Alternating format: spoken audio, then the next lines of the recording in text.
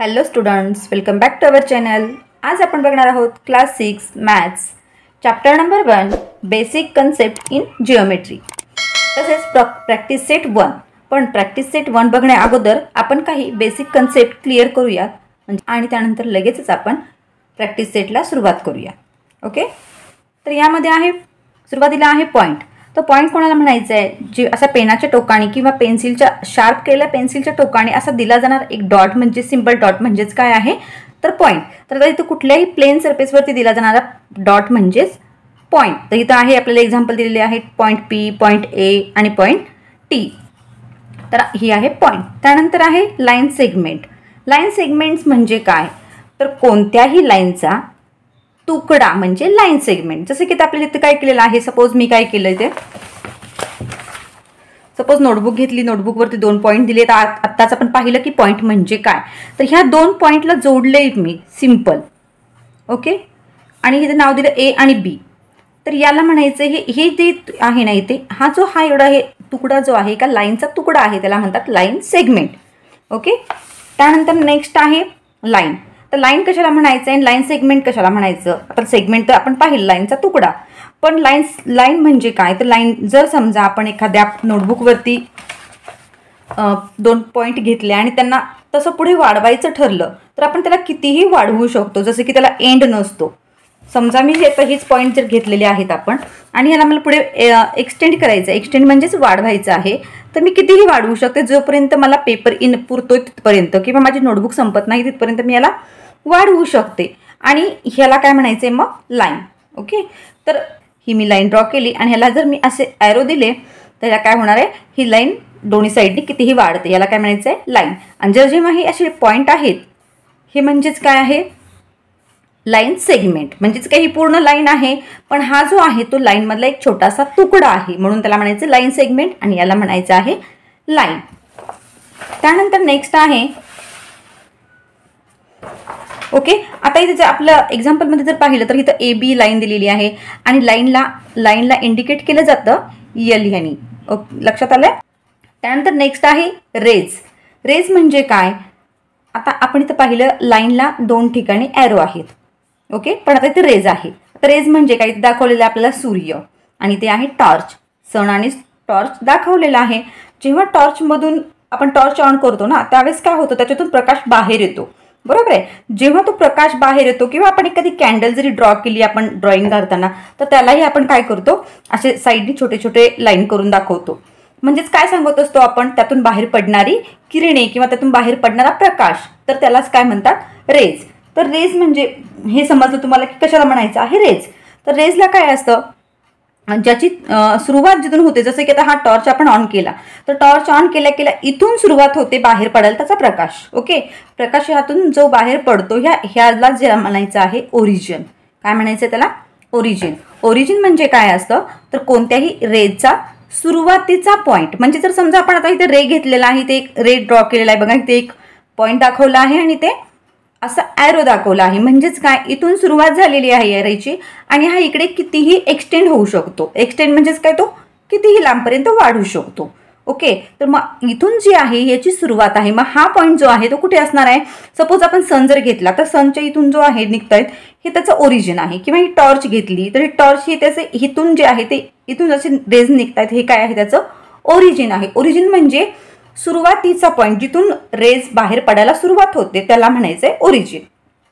त्यानंतर ओरिजिन म्हणजे काय समजलं. त्यानंतर रे वाचायचं कसं किंवा हे रेला रीड कसं करायचं. आता सपोज आपण इथं जर असेल पी क्यू किंवा क्यू पी असं दोन्हीही रीड करू शकतो. किंवा मला अगोदर ही जर लाईन वाचायची आहे की लाईन ए बी किंवा बी ए असं दोन्ही पद्धतीने मी याचं नाव घेऊ शकते किंवा दोन्ही पद्धतीने रीड करू शकते. पण रेला आपण तसं करू शकत नाही. सपोज मी क्यू पी असं जर रीड केलं तर तो रे होणार नाही, कारण रेची सुरुवात होणार आहे पी पॉईंटपासून. म्हणून याला नेहमीच ओरिजिनपासून पुढंच रीड करायचं आहे. म्हणजे पी क्यू हेच त्याचं करेक्ट नाव असणार आहे. क्यू पी असं आपण त्याला रीड करू शकणार नाही. समजलं. त्यानंतर नेक्स्ट आहे प्लेन. प्लेन म्हणजेच काय, in mathematics a flat surface is called plane. म्हणजे कोणत्याही फ्लॅट सरफेसला काय म्हणतात प्लेन म्हणतात. जसे की हा टेबलचा हा वर्डची साईड आहे किंवा हा ब्लॅकबोर्ड आहे ना, याचा हा जो पार्ट आहे याला काय म्हणायचं आहे, प्लेन. ओके, प्लेनला काय असतं, तो प्लेन चारही साईडने एक्सटेंड होऊ शकतो, म्हणजे कितीही तो वाढू शकतो. ठीक आहे. त्यानंतर नेक्स्ट आहे पॅरलल लाईन. पॅरलल लाईन म्हणजेच काय, त्याची डेफिनेशन आपण अगोदर रीड करूया. Lines which lie in the same plane but do not intersect are said to be parallel to each other. म्हणजे काय सांगितले बघा इथे, अशा लाईन ज्या दोन्ही सोबत असतात पण त्या कधीही एकमेकांना भेटत नाहीत म्हणजेच काय, असे की सपोज आपण आता दोन लाईन घेतलेल्या आहेत किंवा दोन लाईन चाललेल्या आहेत आणि त्या कुठेतरी एकमेकांना छेदतात किंवा अशा क्रॉस करतात. ओके, तर असं नाही होत. ह्या एक्सटेंड अशा कितीही लांब गेल्या तरी ह्या अशा दोनच चालणार आहेत. जसं की आपण एक्झाम्पल घेतलं तर रेल्वे ट्रॅक बघा, रेल्वेचा एक साईडचा रूल आणि हा एक साईडचा रूल, तो कितीही लांबपर्यंत घ्या तो तसाच असतो. किंवा आपण जर सपोज बोर्ड घेतला तर बोर्डचे दोन साईड जे आहेत तर ती कितीही मोठी लाईन ड्रॉ करा, ती कुठेही जाऊन एकमेकांना क्रॉस होत नाहीत. ओके, क्रॉस म्हणजेच इंटरसेक्ट होत नाहीत. तर अशा लाईनला काय म्हणायचं आहे, पॅरलल लाईन. म्हणजे ज्या लाईन, ओके आपण ड्रॉइंग करत, सपोज मी जर इथं घेतलं, इथे आता आपण बघूयात पॅरलल लाईन आणि त्यानंतर इंटरसेक्ट लाईन. आता मी जर सपोज इथे ही लाईन काढलेली आहे आणि ही एक लाईन आहे, ही लाईन मी किती जरी एक्सटेंड केल्या दोन्हीही तरी कधीच एकमेकांना भेटणार नाही किंवा छेदणार नाही. छेदणे म्हणजेच काय, क्रॉस करणे याला म्हणायचं. मग ह्या ज्या आहेत ह्या काय आहेत, पॅरलल लाईन आहेत. ओके, त्यानंतर सपोज मी आता इथे एक लाईन अशी काढलेली आहे आणि ही अशी काढलेली. ओके, दोन्ही लाईन आहेत. आता जर सपोज मी ही लाईन अशी वाढवत गेले आणि ही पण लाईन आपण अशी अशी वाढवत गेलो तर ही कुठेतरी जाऊन एकमेकांना त्या क्रॉस करणार आहेत, हो ना. तर यांना काय म्हणायचं, इंटरसेक्टिंग लाईन. ठीक आहे, म्हणजेच काय, ज्या एकमेकांना क्रॉस करतात त्यांना म्हणायचंय इंटरसेक्टिंग लाईन, आणि ज्या एकमेकांना कुठेही क्रॉस करत नाहीत, समांतर एका समान अंतरावरती चालत राहतात त्यांना म्हणायचंय पॅरलल लाईन. ओके, ह्याच्यानंतर तुम्ही इथले क्वेश्चनचा आन्सर लिहू शकताय. आता यापैकी सांगू शकता, ह्या आहेत इंटरसेक्टिंग लाईन, ह्या आहेत पॅरलल लाईन. आणि ह्या जरी दिसत असल्या एकसारख्या वेगवेगळ्या, पण ह्या जर पुढे वाढवत गेलो आपण तर पुढे जाऊन काय होणार आहे, त्या एका पॉईंटला एकमेकांना क्रॉस करणार आहेत, म्हणजेच इंटरसेक्ट करणार आहेत, म्हणून हे आपण काय होणार आहेत, इंटरसेक्टिंग लाईन. ओके, त्यानंतर बघूयात कॉलिनियर पॉईंट्स. कॉलिनियर पॉईंट्स म्हणजे काय, काय डेफिनेशन आहे बघा. 3 or more points which lie on a single straight line are said to be collinear points. तर कॉलिनियर पॉईंट्स कोणाला म्हणायचं आहे, 3 किंवा त्याच्यापेक्षा जास्त, 3 and more than, म्हणजे 3 किंवा त्याच्यापेक्षा जास्त जे पॉईंट एका लाईनवरती आहेत, एका सरळ लाईनवरती आहेत, त्यांना म्हणायचं आहे कॉलिनियर पॉईंट. जसं की आता इथे काय आहे, इथे सगळीकडे पॉईंट आहेत, but suppose me he line draw केली. ओके, लाईन ड्रॉ केली आपण, लाईनला इंडिकेट कशाने करतो, डिनोट कशाने करतो, एलनी, आणि यावरती मी ABC असे पॉईंट काढलेले आहेत. तर हे झाले कॉलिनियर पॉईंट, कारण हे 3 आहेत आणि तिघेही एका स्ट्रेट लाईनवरती आहेत. तर यांना काय म्हणायचं आहे, कॉलिनियर पॉईंट. ओके, सपोज मी इथे पण पॉईंट काढला, इथे पण काढला, इथे पण आहे, इथे पण आहे, P, Q, R आणि S.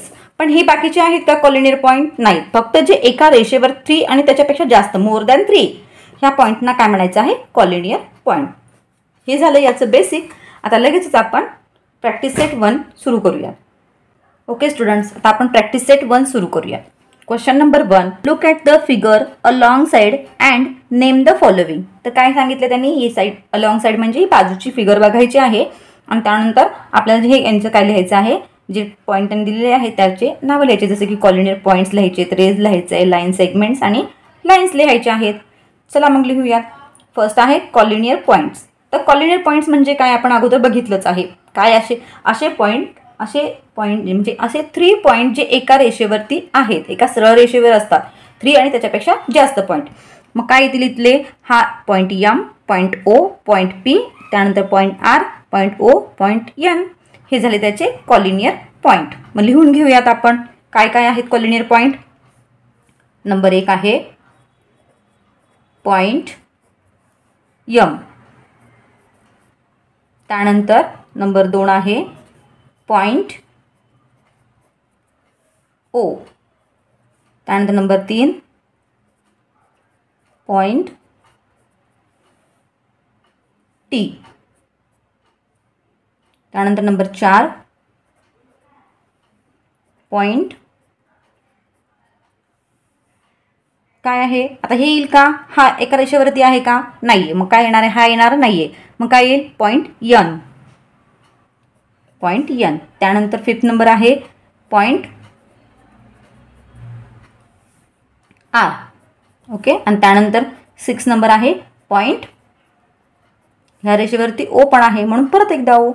ओके, अशा पद्धतीने आपण पॉइंट लिहू शकतो. त्यानंतर काय विचारलं आहे, रेज. रेज म्हणजेच काय, तर ह्या पॉईंटपासून म्हणजेच हा त्याचा झाला ओ, हा त्याचा झाला ओरिजिन. ओरिजिनपासून एक साईडकडे निघणारे ह्या सगळ्यांना काय म्हणायचं आहे, रेज म्हणायचं आहे. ओके, चला मग लिहूयात रेज काय काय येतील. रेज, रे येणार आहे, सॉरी, रे ओ एन, ओ एन. त्यानंतर सेकंड वन आहे रे ओ एन झाला, आता ओ टी, ओ टी. त्यानंतर रे, थर्ड नंबर आहे रे ओ एन झाला, ओ टी झाला, आता ओ यस. ओके, त्यानंतर 4th नंबर आहे रे ओ आर, ओ आर. त्यानंतर 6 नंबर आहे रे ओ यम, ओ यम. आले लक्षात. रेजची नावं कशी लिहिणार आहोत आपण, सुरुवातीला ओच घ्यायचा आहे. आपण अगोदर पाहिलं की रेजचं नाव कसं रीड करायचं आहे, ओरिजिनपासून सुरुवात करणार आहोत आणि इकडचा पॉईंट शेवटी येणार आहे. ठीक आहे, त्या पद्धतीने आपण लिहिलेलं आहे.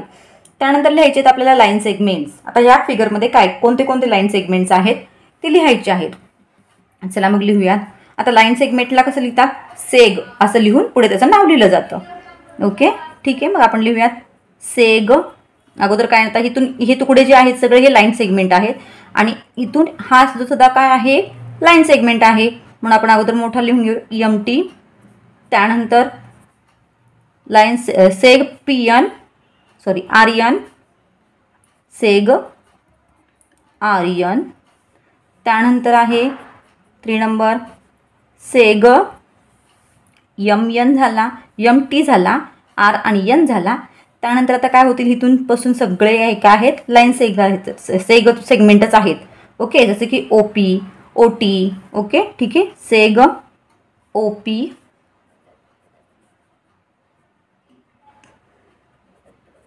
त्यानंतर सेग ओ, ओ पी झाला ना, ओ एन. त्यानंतर सेग ओ टी, त्यानंतर सेग ओ यस, त्यानंतर सेग ओ आर, ओ आर. आणि त्यानंतर सेग ओ यम, ओ यम. त्यानंतर पुढे काय विचारले त्यांनी, लाईन्स. तर यामध्ये कोणते कोणते लाईन्स आहेत, लाईन एम टी आणि लाईन आर एन. काय येणार आहे मग, 1 नंबर आहे लाईन एम टी, 2 नंबर आहे लाईन आर एन. ओके, इथे क्वेश्चन नंबर 1 कंप्लीट झालेला आहे आपला. लगेचच क्वेश्चन नंबर 2 बघूया. आहे write the different name of the line. काय केलेली ती लाईन दिलेली आहे, त्याची वेगवेगळी नावं लिहायची आहेत. चला मग लिहूयात. Number 1 line. आता अगोदर या पॉईंटपासून या पॉईंटपर्यंत एक लाईन होणार आहे, लाईन ए डी. त्यानंतर लाईन या पॉईंटपासून इथपर्यंत होईल ए सी. त्यानंतर होईल लाईन ए पासून बी पर्यंत ए बी. ओके, त्यानंतर लाईन बी पासून डी पर्यंत म्हणजेच बी डी. त्यानंतर लाईन बी पासून सी पर्यंत म्हणून बी सी. आणि त्यानंतर होईल लाईन सी आणि डी, सी डी. ओके, तर हे आहेत लाईनची वेगवेगळी नावे. त्यानंतर लगेचच क्वेश्चन नंबर 3 बघूयात. क्वेश्चन नंबर 3 मध्ये काय आहे, मॅच द फॉलोइंग. काय दिले, ग्रुप ए आणि ग्रुप बी. इकडे काय दिलेले फिगर दिलेले आहेत आणि इकडे त्यांची नावं दिलेली आहेत. तर ते आपल्याला जॉईन करायचं आहे. तर पहिली फिगर कशाची आहे, लाईनची आहे. दोन्ही साईडला ॲरो आहेत म्हणजेच काय आहे, ही लाईन आहे. ओके, म्हणून मग याची पेअर याच्यासोबत होईल. त्यानंतर इथे आणि इथे डॉट आहे म्हणजेच काय झालेला, हा लाईनचा एक तुकडा आहे. मग याला काय म्हणणार आहे आपण, लाईन सेगमेंट. ठीक आहे, मग काय येणार ते, इथून इथे येणार आहे.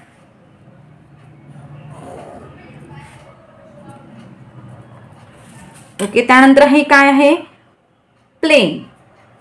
आत्ताच आपण पाहिलं होतं फ्लॅट सरफेस. आणि हे आहे एकीकडून सुरू होतं आणि एकीकडे हा असाच एक्सटेंड होणारा असतो, म्हणजेच ह्याला ॲरोशनी तसं दाखवलं जातं. तर हा काय आहे, रे.